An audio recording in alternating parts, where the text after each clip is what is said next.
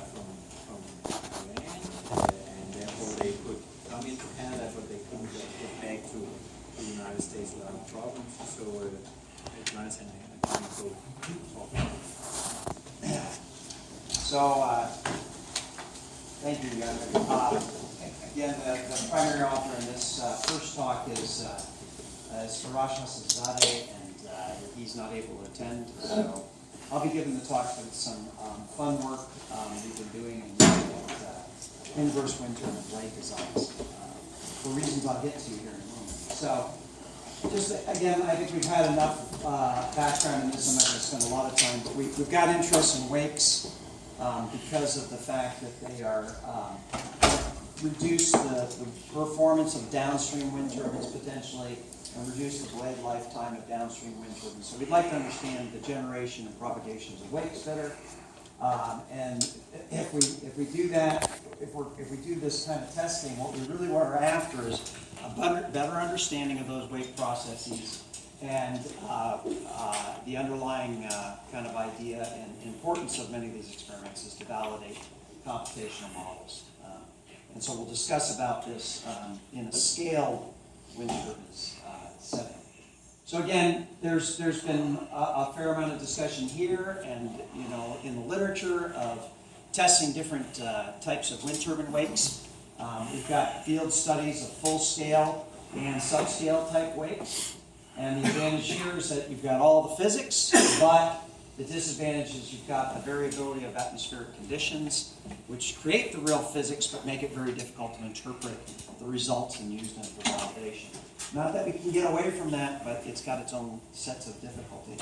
And then we've got classes of wind tunnel experiments, where the advantages, we have control over the conditions, but the challenges are we've got blockage issues and scaling effects. And not to be critical of various experiments, Johns Hopkins at Iowa State, I call these toy turbines. I like the toy turbines, they're about this high. But they have their own issues. How does that scaling relate to a full-scale wind turbine? Are they meaningful? So we've got some questions we need to answer on this. So the overall objective of the work I'm going to talk about is work we're actually doing in conjunction with Western Ontario. Trying to look at, are there ways to test wakes with physics relevant to a full-scale wind turbine, but do it under control. All right, so we want to test at smaller scale, we want to do it in control. And to be quite honest, we're not the first people to have thought about this. David Maniaci sitting in the back, and their work in the Swift facility, they're trying to do the same thing at a subscale field testing, is to produce a wake in the field that looks very much like a wake in a multi-megawatt turbine would, but using a 250 kilowatt. We're just going down and now trying to do the same thing, but with a 2 kilowatt rather than a 250 kilowatt. But obviously then you can go test in some kind of a facility like we just heard of at the Windy Hill. So the approach here we're going to do is we're going to take a blade that is a commercial scale type blade, and we're going to inverse design a smaller blade that will actually produce the same type of wake, and we'll talk about what we mean by that. And then we're going to, the approach after we do that is the plans are to go ahead and fabricate and instrument the blade and then test it here at Windy. So the design strategy, we're gonna kind of step back and say, okay, so what causes the wake? What is it that physically produces the wake? Well, the wake develops between the interaction of the wind and the blade, right? This is actually one of those examples I like to use with my students. It's a perfect example of Newton's first law of equal and opposite forces, right? So if the wind produces a force on the blade produces a force on the wind. That's what causes the wake, and it also causes rotation. So that's where we're going to go. We're going to go back and look at this from a, we're going to look at this from a perspective of where the forces come. And if we can get those forces kind of right, like they look sort of like the non-dimensional forces that you get in a large-scale turbine, then hopefully the wake dynamics and stability will be also replicated. And what we're hoping is that the wake structure, if we get that force distribution right, the structure will be correct. All right? In order to do this, what we're doing is we're going to reverse the blade design. Normally you put in a design of a blade, you tweak it, you calculate loads, and then you can figure out how much power you're going to produce. We're going to do the opposite. We're going to specify loads, and we're going to back out what the wind turbine blade design should look like. All right, and we're doing this in a simple way, just an inverse BEM or blade element momentum theory. So I promise I will not go through all the details of this flow chart over here. But the basic idea is it's an inverse design. We're going to start out with a turbine, and just for right now, we're using a paper turbine, the 1.5 megawatt NREL turbine.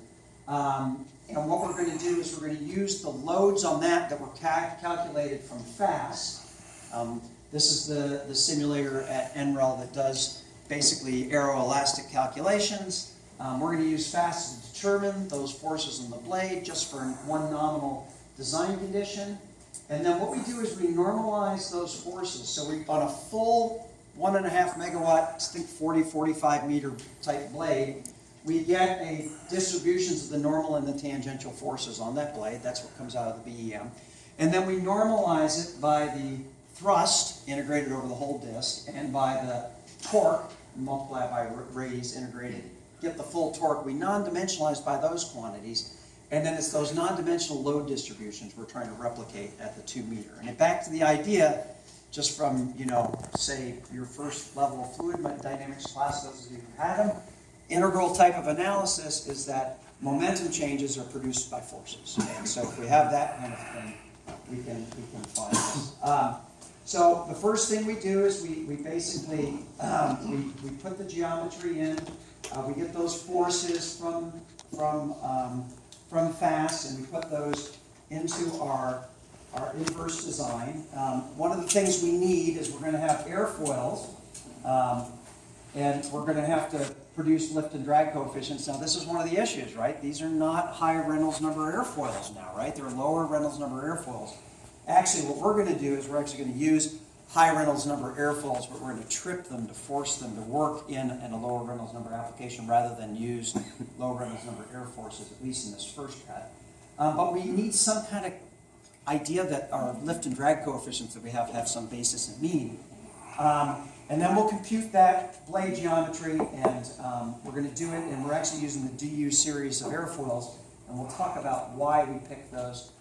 They are open in the literature, which is nice, but we also have worked with these airfoils a lot at lower Reynolds numbers, so we have a fair idea how they work from wind tunnel designs.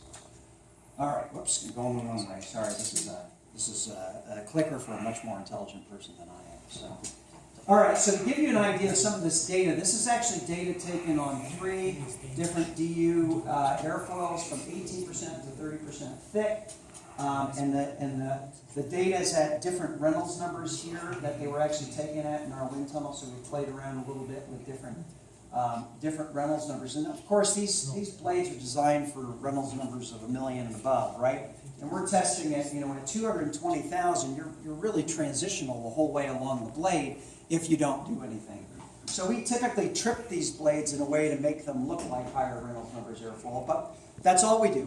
We trip them, we don't do a lot of tweaking there.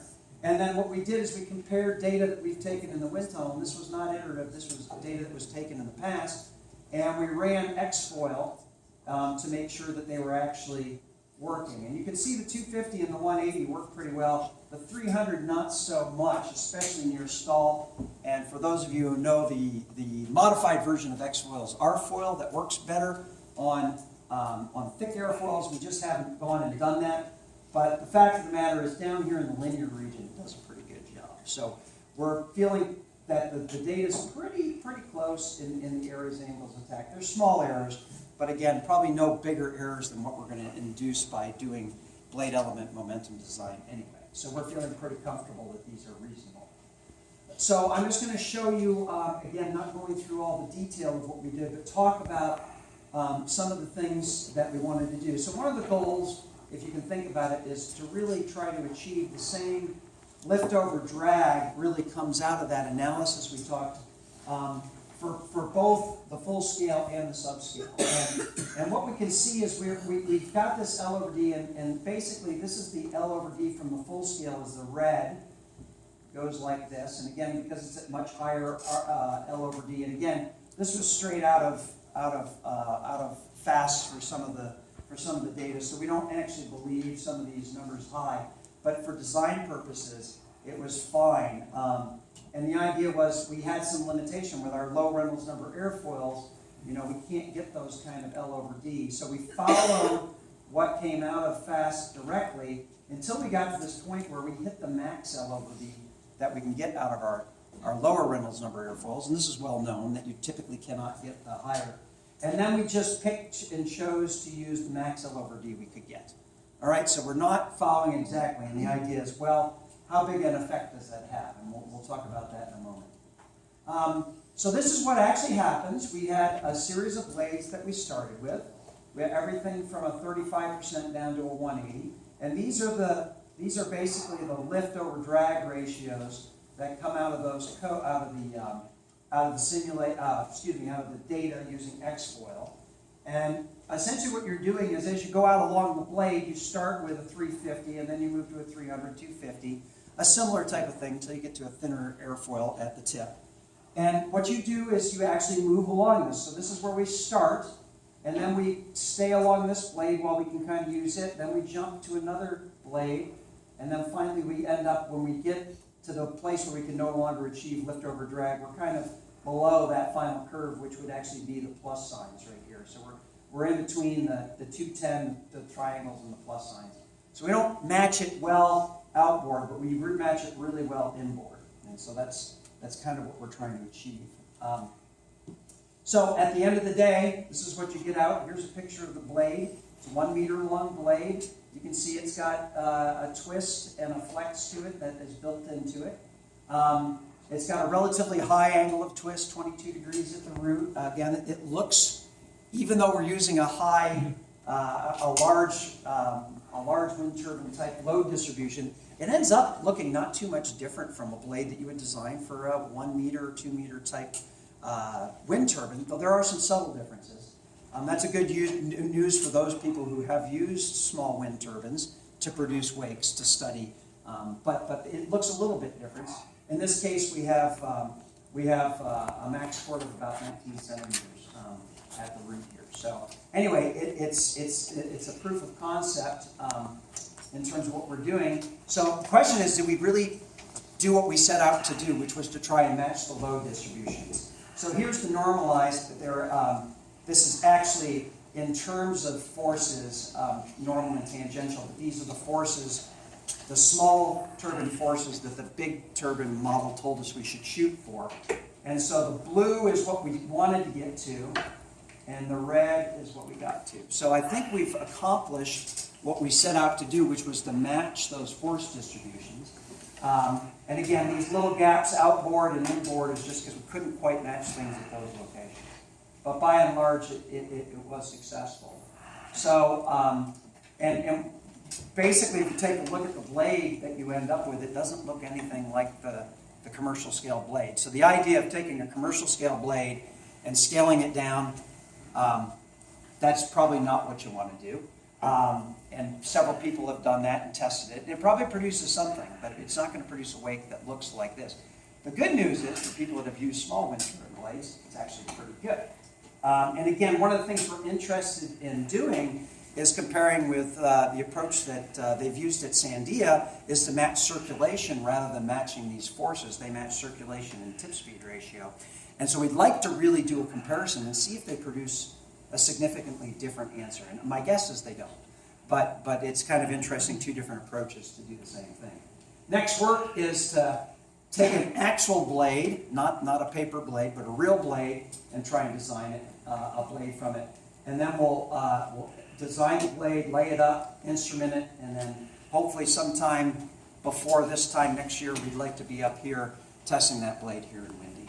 And with that, I think I would just like to acknowledge that this work's supported under a grant from the Department of Energy through Basic Energy Sciences. Thank you.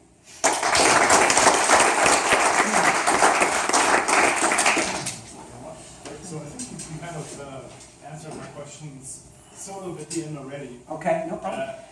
So you achieved what you set out to do. How different would the results in terms of the normalized forces that you're trying to achieve be if you would simply pick a reasonable blade, like 63, 424 or something, or even a force here with some camber, Right. And then